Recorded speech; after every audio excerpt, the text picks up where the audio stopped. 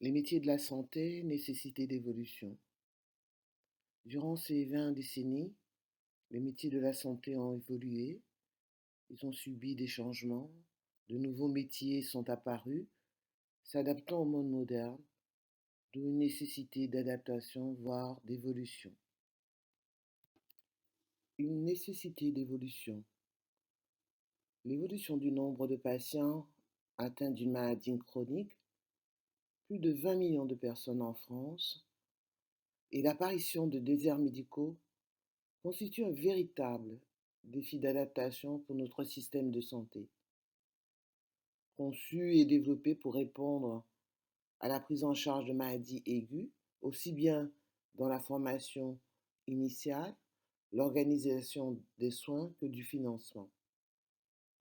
Relever ce défi passera nécessairement par de nouvelles formes de coopération entre les professionnels de santé, le patient, le secteur médico-social, tout cela chapeauté par le financeur qui est l'État.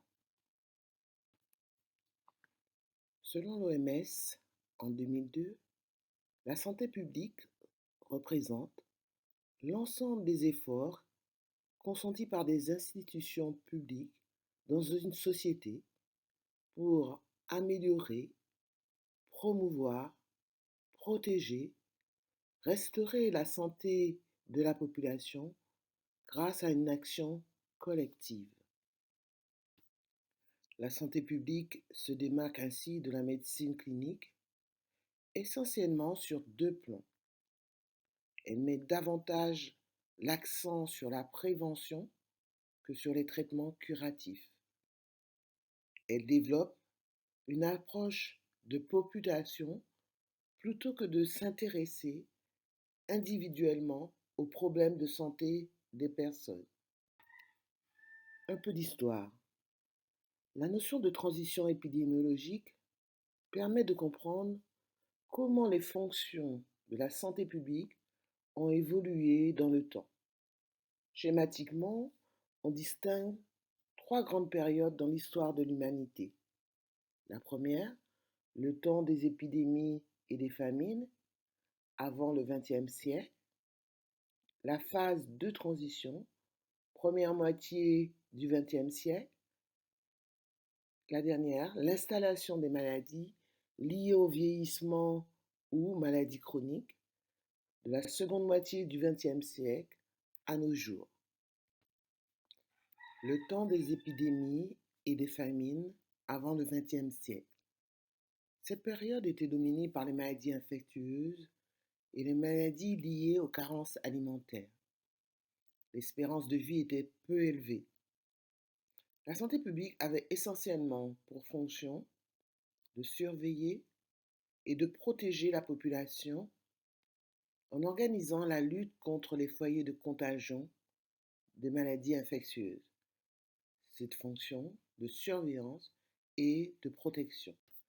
La phase de transition, première moitié du XXe siècle, c'est une période qui est marquée par la régression des maladies infectieuses grâce au progrès de la médecine, vaccination, traitement antibiotique et l'amélioration des conditions de vie. L'espérance de vie augmente. La protection de la santé de tous devient un devoir d'État.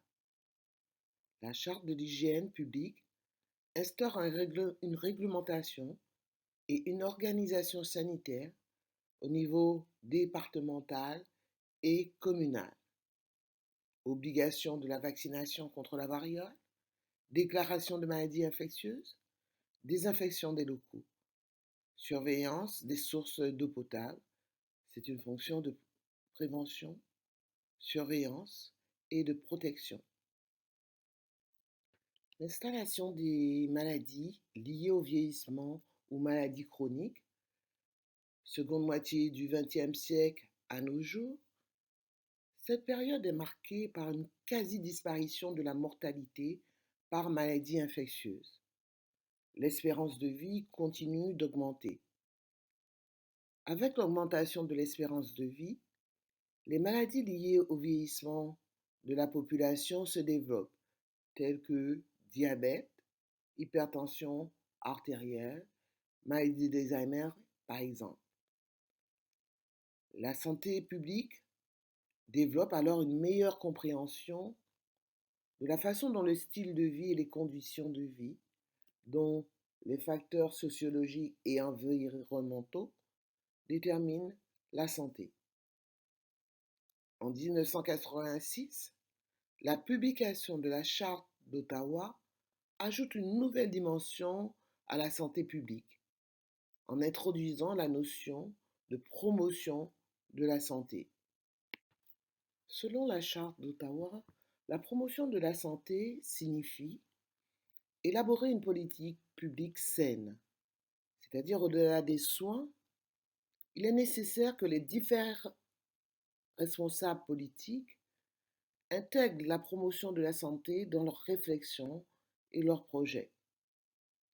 Créer des milieux favorables d'une approche socio-économique, les individus sont unis à leur milieu.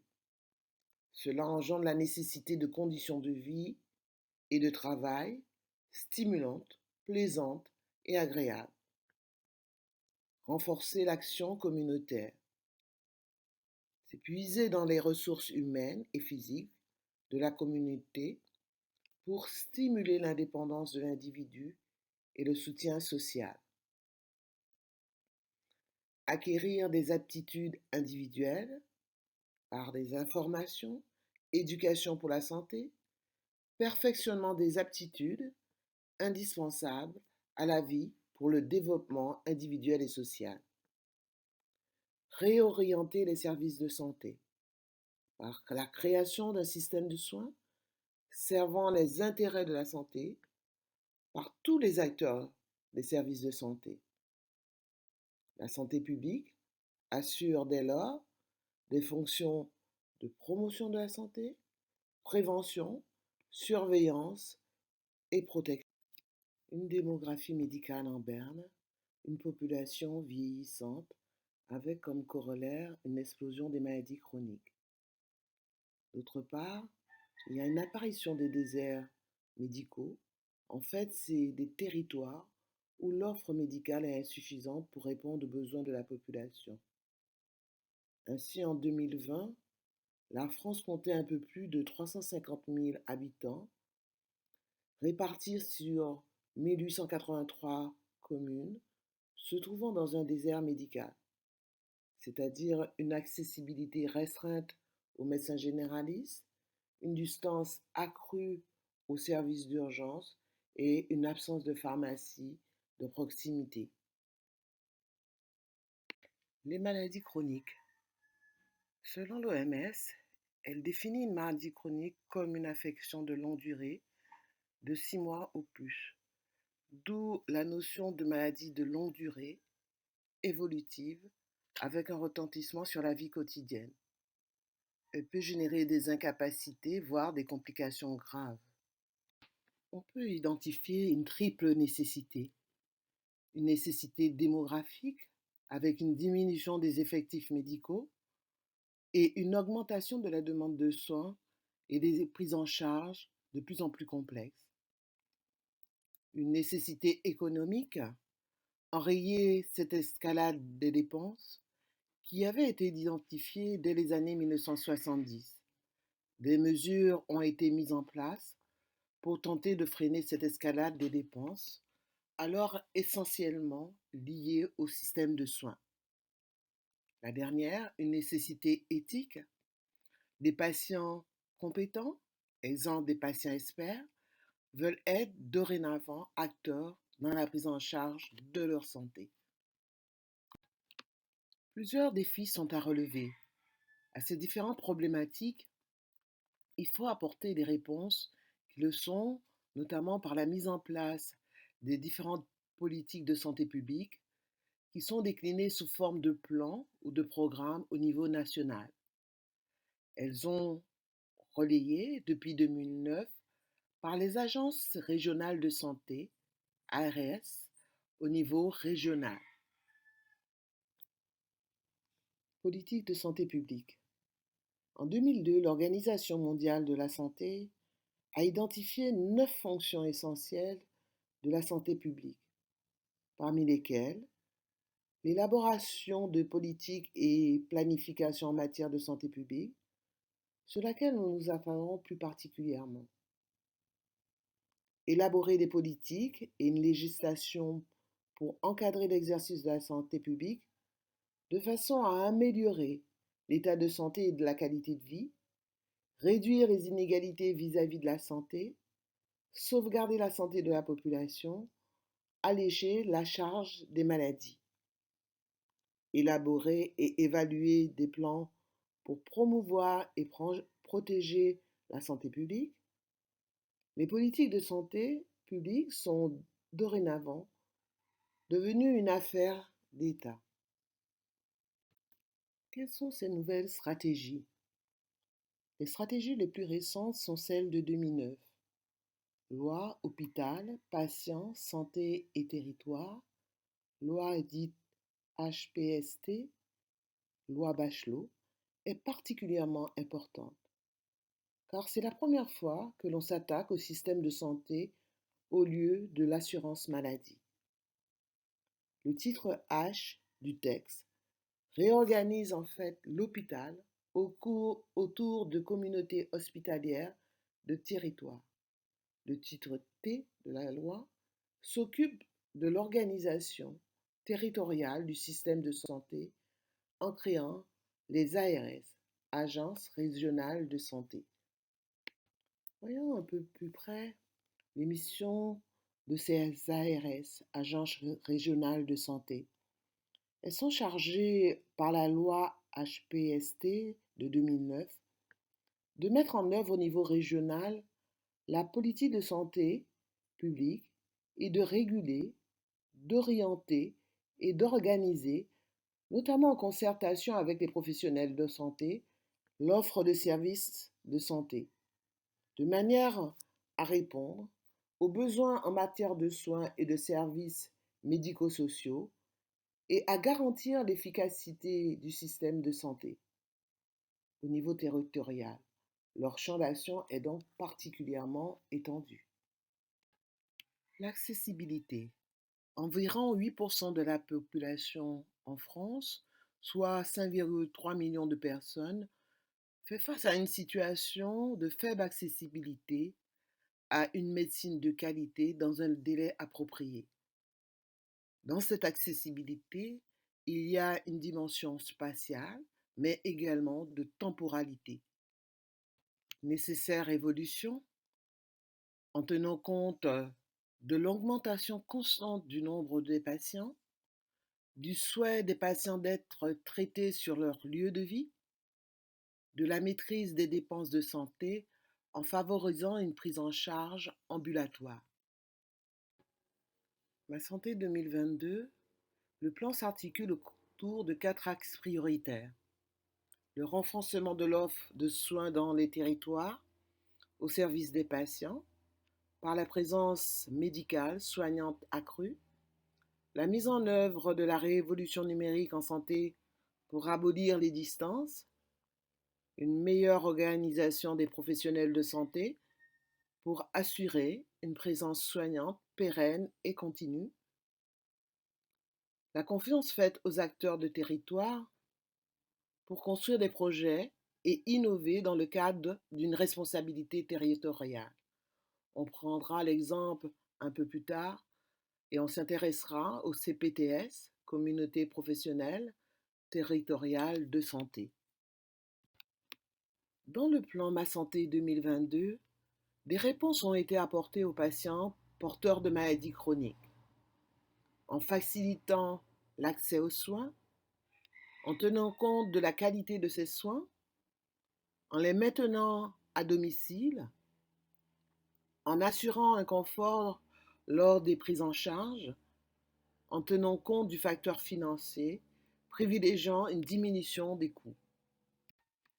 Les stratégies retenues dans le plan Ma Santé 2022 sont entre autres une amélioration de l'accès aux soins, le recrutement des médecins généralistes salariés, l'organisation de santé en CPTS, communauté professionnelle territoriale de santé, le regroupement des professionnels de santé exerçant en ville au sein des maisons de santé pluridisciplinaires, appelées MSP, le stage des étudiants en ville dans les territoires fragiles, la découverte de ces terrains de stage par les étudiants peut favoriser des installations futures dans ces territoires et la télémédecine pour abolir les distances. Intéressons-nous maintenant au CPTS, Communauté professionnelle territoriale de santé, un des éléments phares du plan Ma Santé 2022. Il a un rôle de coordination, il coordonne les professionnels de même territoire qui souhaitent s'organiser autour d'un projet de santé pour répondre à des problématiques communes, notamment en organisant des soins non programmés, en coordonnant la ville-hôpital, en permettant une attractivité médicale du territoire et lors des coopérations entre médecins et infirmiers pour le maintien à domicile. En pratique, quels sont les principaux objectifs des CPTS? À l'échelle d'un territoire, l'ensemble des professionnels de santé doit s'organiser pour garantir l'accès à un médecin traitant, organiser une réponse aux demandes de soins non programmés, proposer plus d'actions de prévention, favoriser le maintien à domicile des personnes âgées, veiller à une meilleure coopération entre médecins de toutes spécialités, notamment autour des pathologies chroniques. L'évolution des métiers de la santé.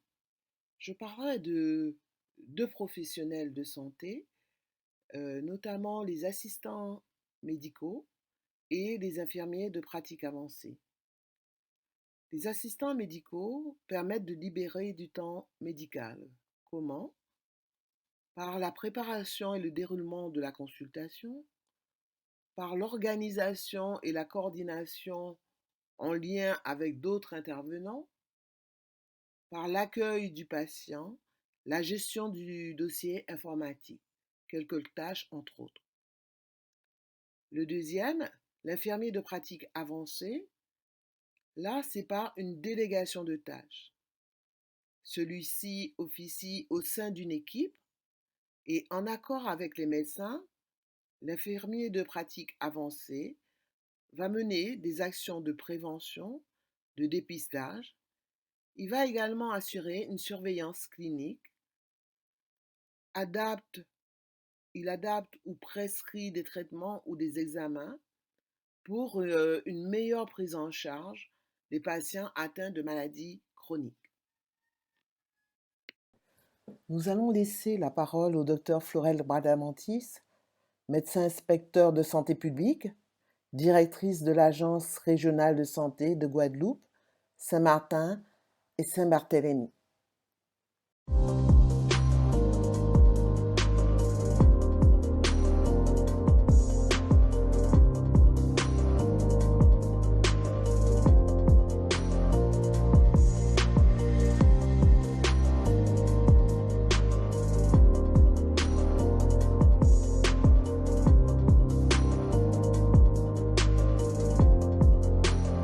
Bonjour madame, bonjour professeur. Écoutez, je suis le docteur Bradamantis Florelle.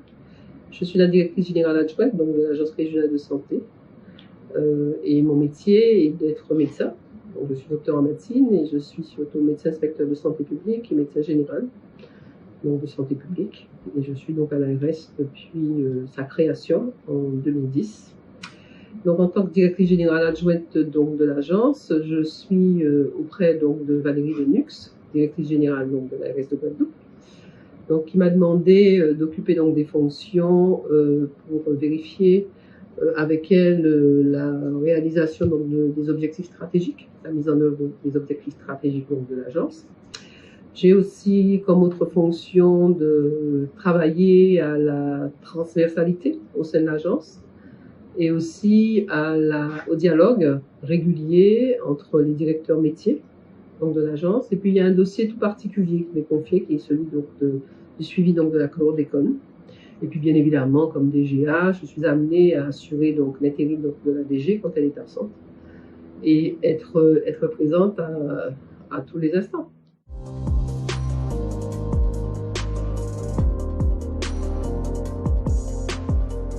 L'Agence régionale de santé, elle a été créée en 2010. C'est vrai qu'elle résulte de la fusion de services préexistants, à savoir donc pour nous la DSDS, la Direction de la santé et du développement social, de la RH, qui avait donc des fonctions de tutelle hospitalière, et aussi de la partie de la sécurité sociale qui s'occupait donc d'actions de prévention. Donc nous sommes relativement jeunes, donc nous avons formé ainsi la maison commune avec donc des professionnels de santé d'horizons divers. Donc au sein de l'ARS, vous pouvez donc trouver des médecins, des pharmaciens, des ingénieurs et aussi du personnel administratif, des secrétaires administratifs, des attachés, des inspecteurs. Et tout ça nous relie puisque nous sommes là pour mettre en œuvre donc, la politique régionale de santé qui vient en déclinaison donc le cadre national.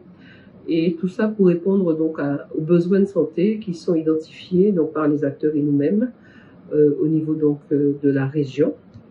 Donc l'agence, on parle plutôt d'agence de santé de Guadeloupe puisque nous sommes à la fois région, mais nous sommes aussi, nous avons aussi la compétence santé sur les collectivités, auprès donc des collectivités que sont Saint-Martin et Saint-Barthélemy. Donc ailleurs, on parle d'agence régionale de santé, par exemple d'Île-de-France ou alors de Normandie, mais chez nous, on parle d'agence de santé.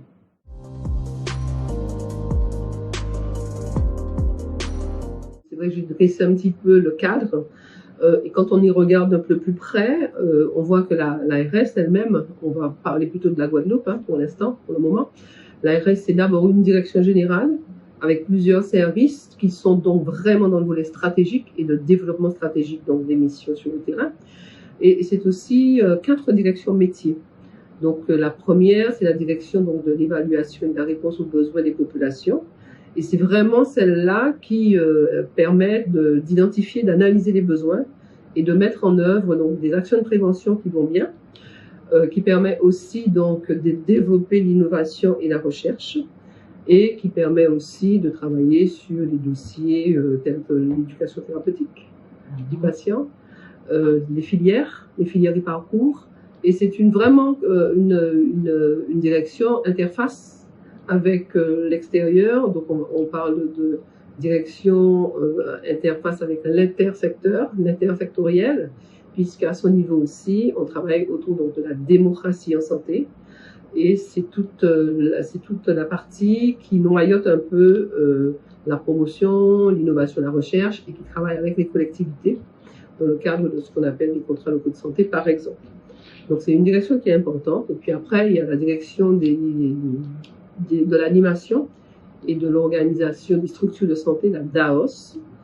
On a aussi, donc elle s'occupe plutôt de la planification médico-sociale, sanitaire, donc tout le versant autorisation des établissements de santé, et qui s'occupe aussi donc de la régulation du secteur ambulatoire. Et c'est vrai que ça c'est une nouvelle mission donc qui a été donnée aux ARS, c'est-à-dire de se préoccuper aussi de la façon dont les professionnels de santé se répartissent sur le territoire et donc de passer à une vision qui est beaucoup plus d'animation et d'accompagnement donc de ces structures, donc dans la mise en place par exemple de maisons de santé, de communautés professionnelles du territoire, donc de CPTS, etc.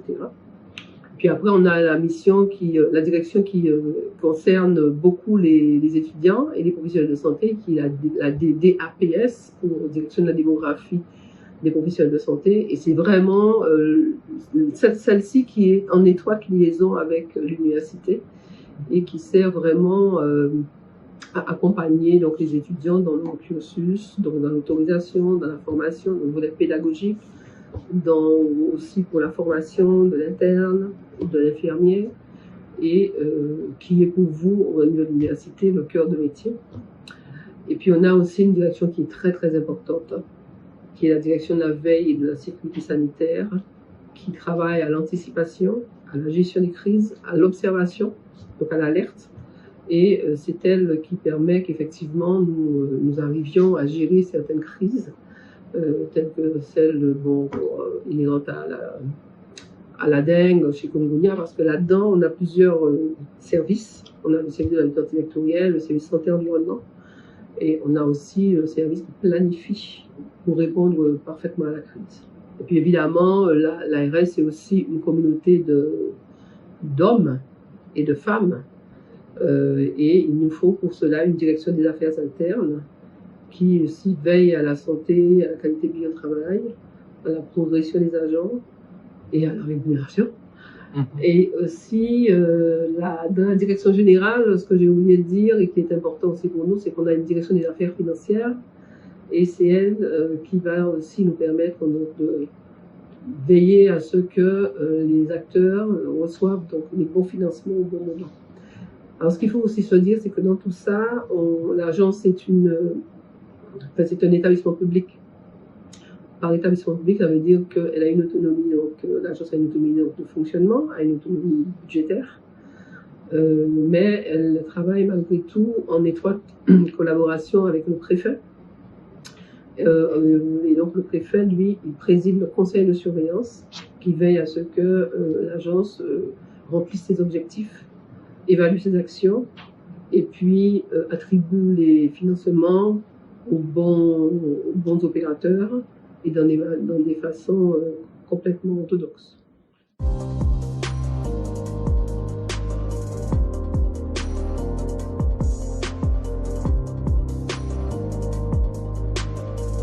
Alors pour dire que les professionnels de santé sont en nombre suffisant, on a deux angles de vue.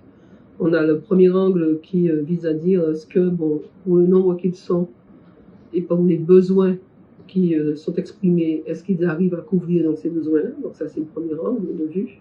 Et puis le deuxième angle de vue, c'est aussi de dire est-ce que, comparativement à d'autres régions, et donc en particulier à la moyenne nationale, est-ce qu'on est en fort décalage ou pas, en sus ou en moins? Et quand on regarde tout ceci, on sait qu'on a affronté les besoins. Et donc c'est à l'aune des besoins qu'il faut regarder un peu les effectifs. Donc on sait qu'on est une population qui vieillit, on est une population aussi qui a des maladies chroniques. Donc il faut que nos profils, nos professionnels, nos infirmiers, nos masseurs-kinés, etc., soient en capacité de prendre en charge.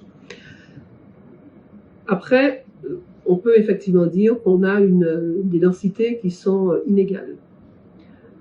Et donc avec la loi de modernisation de Ma Santé 2022, on travaille beaucoup plus sur la mise en coordination des uns et des autres.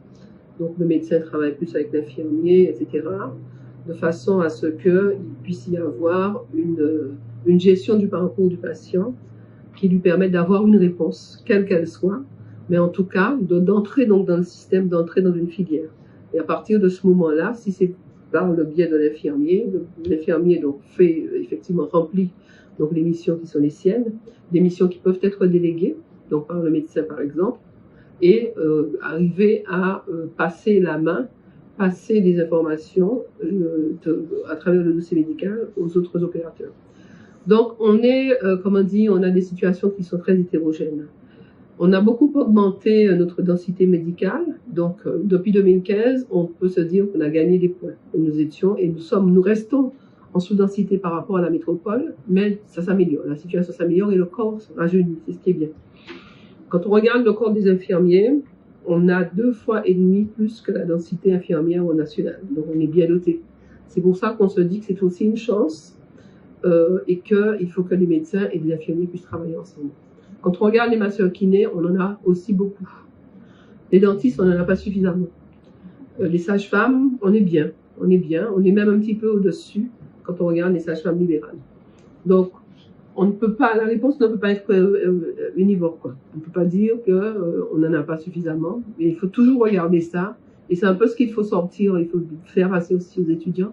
Il faut regarder un territoire à travers ses besoins, les besoins de santé. Et donc là, c'est l'observation de la santé, c'est l'analyse qui peut être faite derrière, avec des opérateurs tels que l'Observatoire de la santé, l'ORSAG, l'IREPS, l'ARS, puisqu'on a un service avec la DERBP qui s'occupe d'analyse des données de santé, l'INSEE aussi qui propose des éléments, et c'est avec tout ceci qu'on arrive à se dire que voilà de quoi souffre une population guadeloupéenne, et voilà les métiers qui doivent être derrière, ou alors les articulations nécessaires qui doivent permettre de prendre en charge sur le territoire donc les personnes.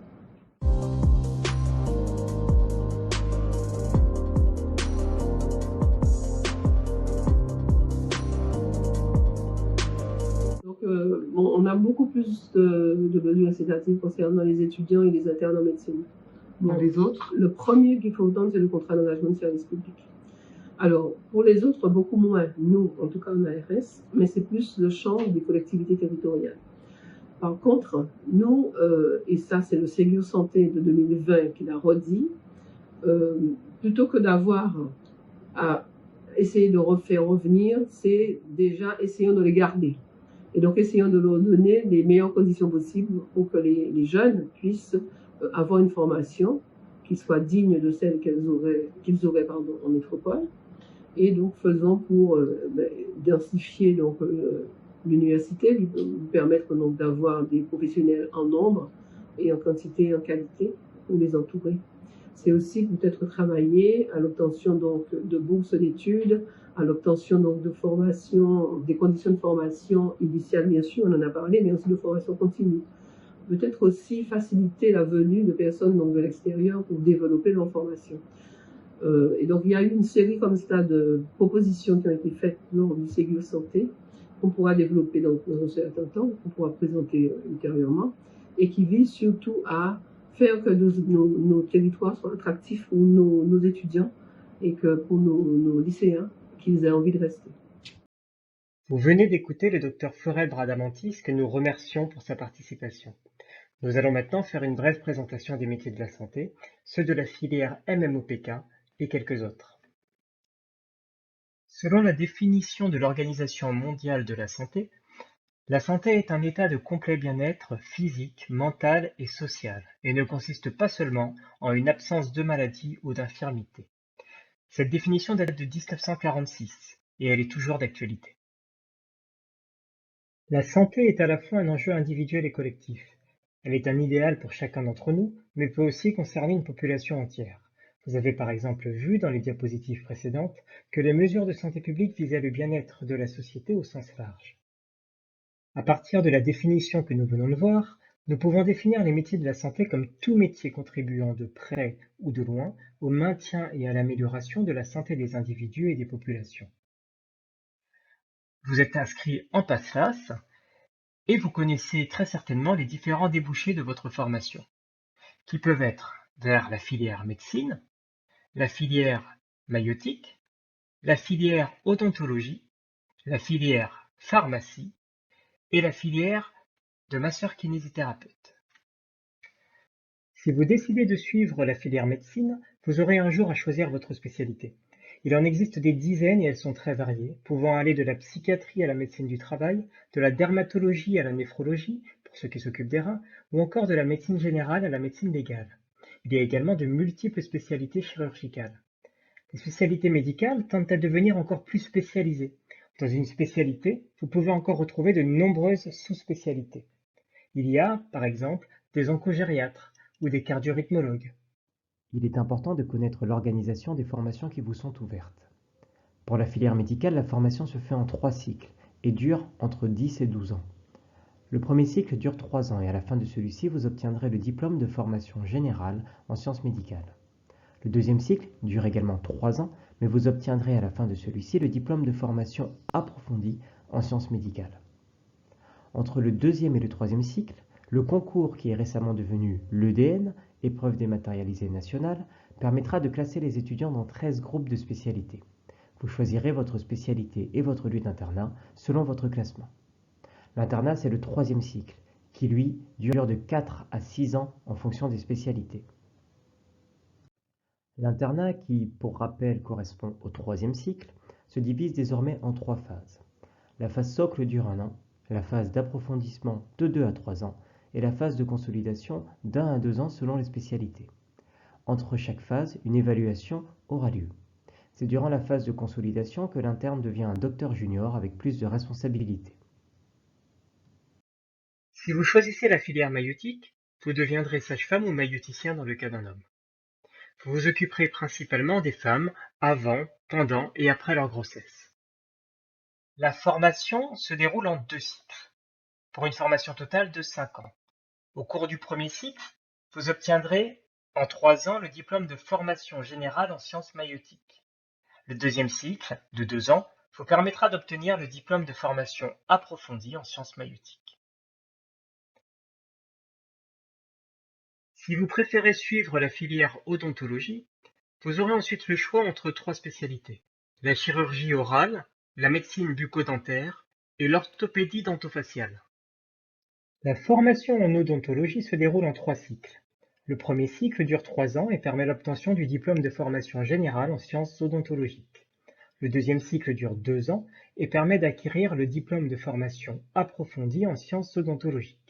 Le troisième cycle se fait soit sous la forme d'un cycle court d'1 an qui permet de devenir docteur en chirurgie dentaire, soit sous la forme d'un cycle long qui permet l'obtention, en plus du doctorat en chirurgie dentaire, du DES d'orthopédie dentofaciale en 3 ans, du DES de médecine bucco-dentaire en 3 ans également, ou encore du DES de chirurgie orale en 4 ans.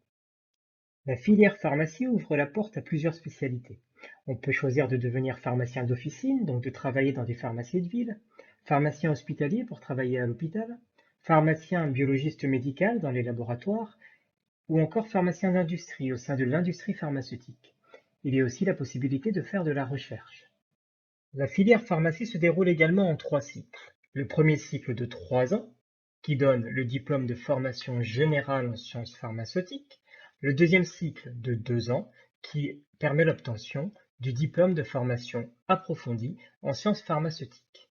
Le troisième cycle, quant à lui, diffère selon le parcours choisi. Pour devenir pharmacien d'officine, cela durera 1 an. Pour le parcours industrie plus ou moins recherche, 1 an. Et pour le parcours hôpital, biologie médicale, recherche, 4 ans. Nous allons maintenant aborder la filière permettant de devenir masseur kinésithérapeute. La formation de kinésithérapie est particulière. Vous pourrez débuter par une année universitaire dans le cadre du PASSAS comme actuellement, mais aussi par la licence de biologie ou la licence STAPS. Puis après, vous devrez vous rendre dans l'un des instituts de formation en massokinésithérapie.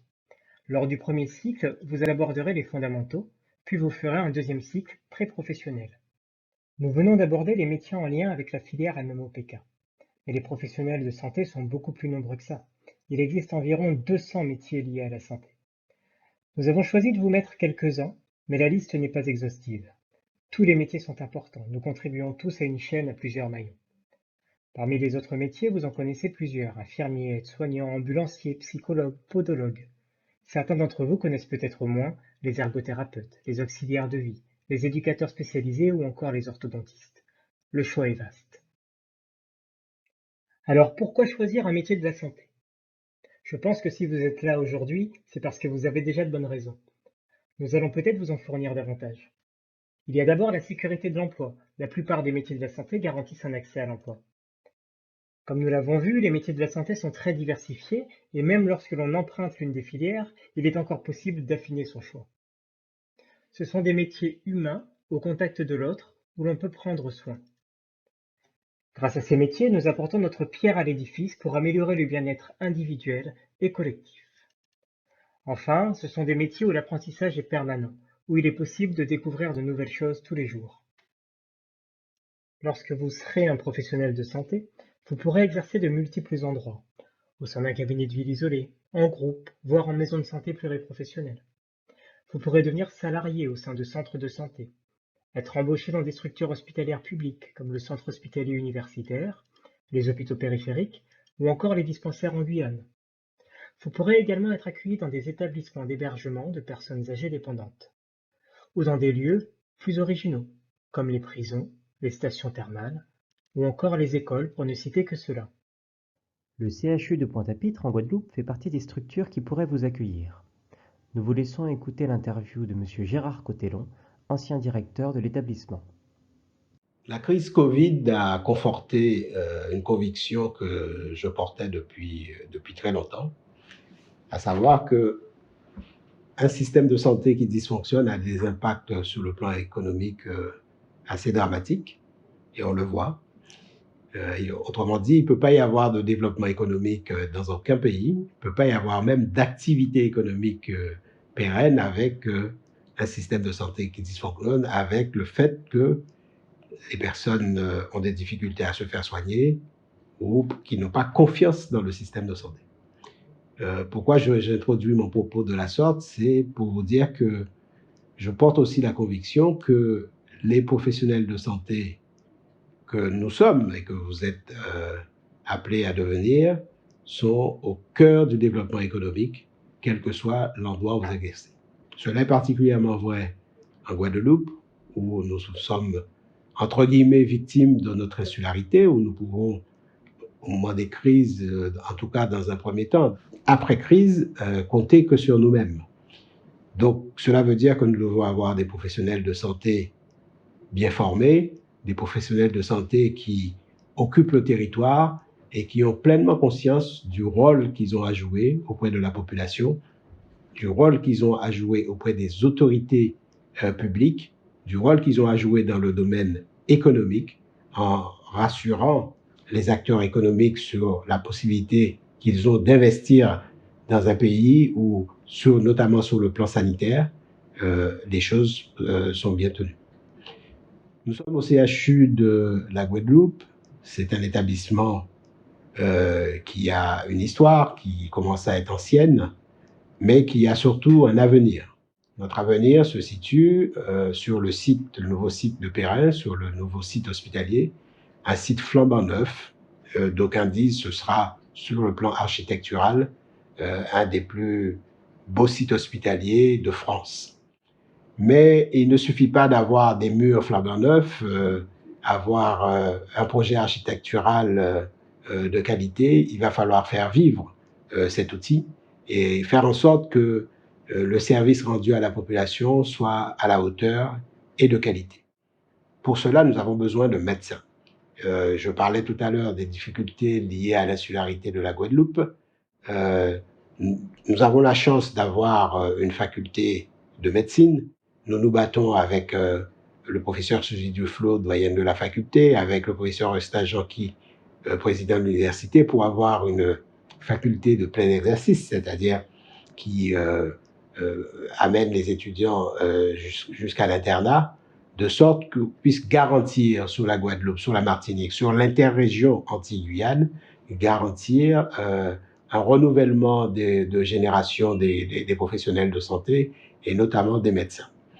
Cela ne veut strictement pas dire qu'on fait fi ou on tire un trait sur les partenariats à venir avec les grands CHU de France ou les grands CHU d'Europe ou de par le monde.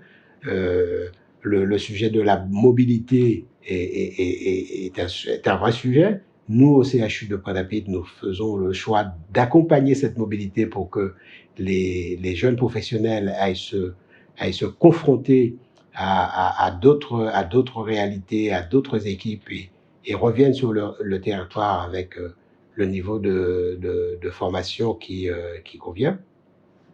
Et cela aussi veut dire pour nous faire en sorte que non seulement la qualité de vie en formation soit au rendez-vous, je suis particulièrement sensible sur le fait que il faut bien accueillir les étudiants quand ils sont dans notre site hospitalier parce qu'ils sont toujours en formation, de faire en sorte que l'apprentissage que peut dispenser l'hôpital soit à la hauteur de leurs attentes, mais qu'ils trouvent aussi un lieu d'épanouissement qui peut marquer ce parcours de formation et leur donner envie de revenir. Le challenge qui est devant nous, il est énorme. Il est énorme en ce sens que, à la demande du président de la République, quand il est venu poser la première pierre pour le nouvel hôpital en septembre 2018, il s'est adressé à moi, au professeur Duflo, qui était à cette époque président de la CME, pour dire « Moi, je veux que le CHU de la Guadeloupe, mais aussi le CHU de la Martinique, soit le porte-étendard de ce que la médecine française fait de mieux dans l'espace caraïbéen. » Et c'est cette ambition-là que nous portons. en premier. La deuxième ambition que nous portons et à laquelle je vous invite premièrement de croire, mais de donner pleinement votre capacité de travail et votre investissement personnel, c'est de faire en sorte que d'inverser une tendance qui porte grief quelque part à l'image de notre CHU, c'est-à-dire toutes ces personnes qui, parce qu'elles n'ont pas confiance, parce qu'elles pensent qu'elles seront mieux prises en charge dans l'Hexagone, prennent l'avion pour aller se faire soigner à Paris. Moi, je forme le vœu que nous sommes capables, collectivement, de faire en sorte que les Guadeloupéens, les Antillais qui vivent à Paris, acceptent de venir se faire soigner en Guadeloupe parce qu'ils seront dans un environnement familial bienveillant, parce qu'ils seront sûrs de la qualité des soins qui seront dispensés, parce qu'ils seront sûrs de la qualité de l'hôtellerie et parce qu'ils sont sûrs que nous sommes des professionnels de santé engagés. Je sais pouvoir compter sur vous et je sais pouvoir compter sur vous pour venir faire vivre ce CHU de Guadeloupe et faire vivre ce projet au service de la population guadeloupéenne.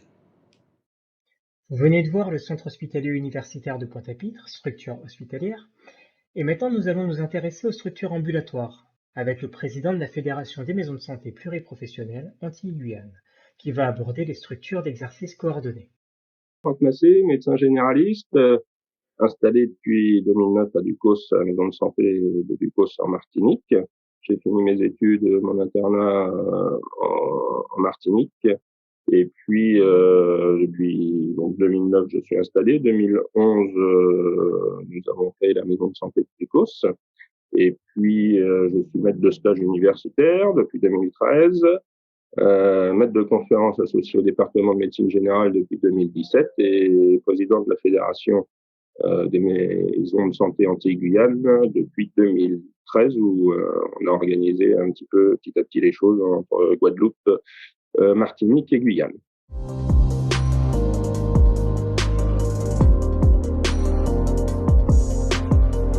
Donc, trois principales structures connues, les maisons de santé qui sont une réunion de plusieurs professionnels de santé, donc minimum 2 médecins généralistes et un paramédical, souvent infirmiers par exemple, et qui décident de travailler ensemble dans un lieu partagé, même si on peut avoir des maisons de santé un petit peu éclatées, mais évidemment c'est souvent mieux au début d'avoir un lieu partagé. Les maisons de santé donc sont créées par des professionnels de santé libéraux et puis qui s'associent pour essayer de faire mieux et plus. Dans les autres structures, on a les centres de santé qui sont grossièrement la même chose, mais qui fonctionnent différemment puisque c'est des structures publiques ou en tout cas financées par des structures publiques ou organismes parfois comme les mutuelles ou des choses comme ça. Où là les professionnels travaillent différemment puisqu'ils sont salariés. Donc entre les horaires, l'organisation, l'offre de soins, les choses diffèrent.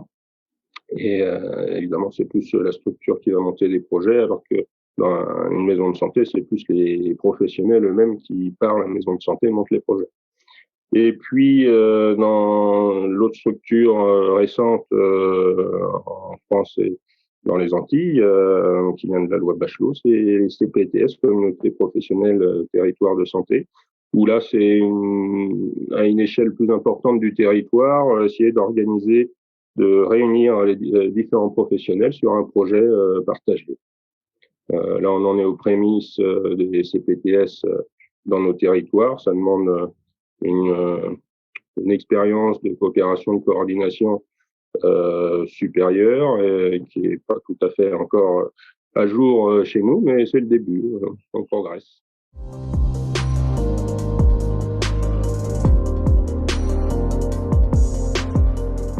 Tous les professionnels de santé libéraux et même les non-professionnels de santé ou non considérés, comme par exemple un ostéopathe ou un psychologue, peuvent intégrer toutes les structures. Ça dépend du projet de santé qui a été créé et validé. Donc, d'habitude, c'est évidemment des professionnels de santé, donc médecins généralistes, des spécialistes peuvent venir, soit à temps plein, soit en consultation avancée sur des demi-journées dans la semaine. Et puis, tous les paramédicaux, infirmiers, kinés, orthophonistes, ergothérapeutes, psychomotriciens, orthoptistes, tous ces professionnels peuvent intégrer, de la place ou même sans place à partir du moment où ils partagent un projet de santé, ils peuvent intégrer l'équipe d'une maison de santé.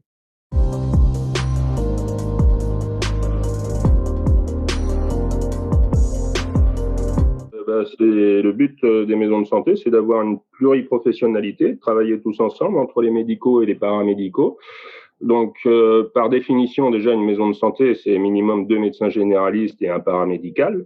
Donc, il y a en général souvent ou toujours un cabinet infirmier au minimum. Et puis après, on peut, en fonction du projet de santé, ou même si ça participe pas totalement au projet de santé, mettre tous les professionnels médicaux et paramédicaux qu'on veut, c'est-à-dire les spécialistes, et puis tous les paramédicaux, ergothérapeutes, psychomotriciens, kinés, orthophonistes, tout le monde peut participer et intégrer, s'il y a de la place, des possibilités, que si les gens participent d'un commun accord à ce projet de santé partagé.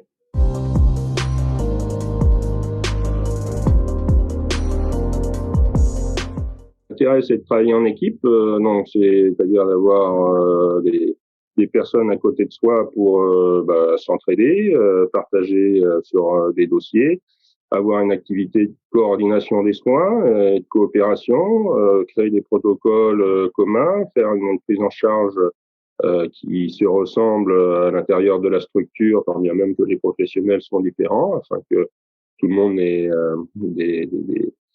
des objectifs de prise en charge communs. Donc l'organisation au niveau des horaires, de la structure, l'organisation au niveau des soins, du travail en équipe. Tout ça, en général, permet d'être plus heureux dans son travail. Et puis, à l'échelle des professionnels et de la structure, de faire mieux avec moins, ou de faire plus avec autant. Donc, améliorer la quantité des soins, l'offre de soins, et améliorer la qualité des soins avec une prise en charge partagée.